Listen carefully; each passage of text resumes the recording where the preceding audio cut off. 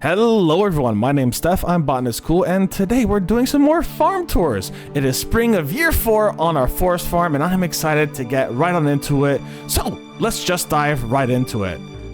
I have changed the farm a lot this season, primarily in the field. So I'm not going to show you guys the mushroom cave or the insides of the barns because those haven't changed in any significant way, shape, and or form. I'm just going to show you the fields, what we've done to get there, the silly stuff that happened along the ways, and explain kind of what I did. First and foremost, I was planning on planting a lot. I bought hundreds of seeds from Pierre. I started making plans to have the coffee beans grow in a certain way because I only had 5 coffee beans, and I had to get more somehow for like the summer harvest as well. So I started like making sure I was staggering the times, like I get those 5 coffee beans, I get more coffee beans later on, then I plant them at a certain date so they all start blooming on the same date, giving fruit on the same date with the same different kinds of fertilizers and what have you. I was starting to make the trellised areas their own separate thing. These little like quality sprinklers are all the trellised areas, all of those beans that I typically don't care to take care of. I'm gonna have the Junimos take care of them. It's gonna be nice and easy for me, no problem. The biggest part of anything I had to do on day 1 and day 2 was also just setup. It was a lot of setup. You can already see that it's like 6 o'clock in the game and I am still just plowing and still watering, just setting things up, getting ready to go. I'm even finding new areas to put in the rice, which is really cool, and I was able to add in a lot of like wet areas for the rice and taro roots for next season, but it's a lot of work and I barely made it in time to go to sleep and plant everything during the right time. It was wild. It was a time and a half, I'll tell you that. Now, we found this guy. I decided to bring him into the house because there's definitely nothing wrong with putting like a mysterious alien container in your house, right guys? It won't bite me in the butt. I went back out the next day and I started to really do some work on the pathing. The cobblestone path was not my favorite thing, so I really wanted to get rid of it, and I want to get rid of a little bit of that wood path up there too to replace it with the paler wood path. It looked a little bit better in my opinion and really differentiated the pathway versus the actual like growing areas, which I really liked as well. And I also started to build this area up here for more crops. And later on, you actually see I'm going to take that down. I don't like it up there that much, and I do not want it there for very long. So we're going to get rid of that shortly. But still, just 2 days in, and we did a lot of work, and it legitimately was a lot of work. It's 7 o'clock on the second day, and by George, there's so much we did. It was ridiculous.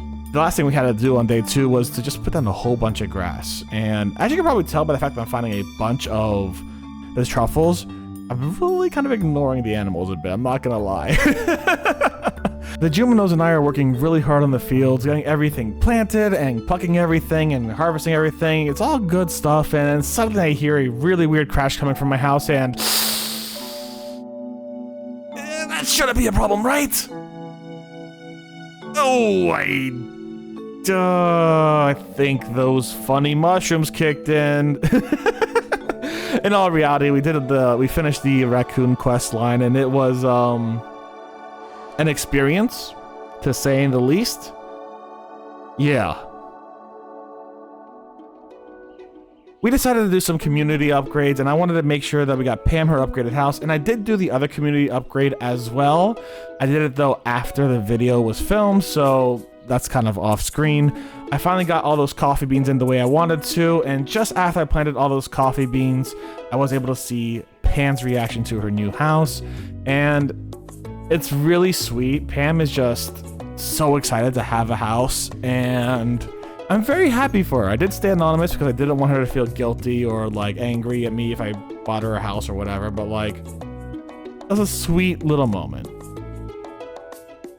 But sweet moments aside, it's back to work, and that means more Junimo huts. We need more people doing more things at more time, so it's just a lot of stuff that's going on, right? As I said before, that's not going to last very long. Instead, we're going to actually be moving the bees up to that area and adding a few more beehives because originally in that area on the left, the Junimos kept taking the flowers, which meant that I couldn't really like get the specialized honeys, and I'm not really making mead anymore because it doesn't really work out monetarily wise. I did make a lot, and I mean a lot of seed makers to make getting seeds a lot easier from the crops, because we just kept running out of seeds ridiculously quickly. So we just had to really make a lot of seeds. We also finally got some mystic seeds, so we started planting some mystic trees, and we expanded the farm below the house as well. A lot of good stuff, honestly. Things have been working out very well, very quickly, and it all looks pretty good. I also went to Ginger Island for a little bit, unlocked the little dig site, and eventually we're gonna unlock Professor Snail too. Overall, spring has been a very active season. You can clearly see that I've expanded a lot on the farm, and the farm is continuously changing.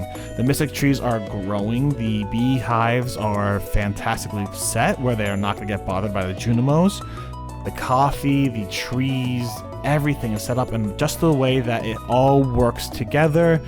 And as our wise Todd Howard says, it all just works. The one thing that I have been neglecting, and I'll be perfectly honest, is the animals. Yeah, there's a lot of milk in there. And guess what? The coop is a lot worse. There are, and I kid you not, 3 dinosaur eggs. That's a lot. Anyways, guys, I hope you're all enjoying the video. I certainly did. I really enjoyed changing up this area quite a bit. It was a lot of fun. We finally got to meet Professor Snail, and I got to do a whole bunch of stuff off screen. It was a lot of fun to do that. But if you guys are enjoying my farm tours, make sure to like, subscribe. Tell me what your favorite part of the farm is currently. My favorite part is the alien escaping, because it's really silly and kind of fun, and now I'm a little worried about those raccoons, if the aliens can eat the raccoons. Hopefully you're all having a great day, and hopefully I'll see you for the next video. Y'all stay safe, stay Botanist Cool, and I will see you soon. Bye, everyone.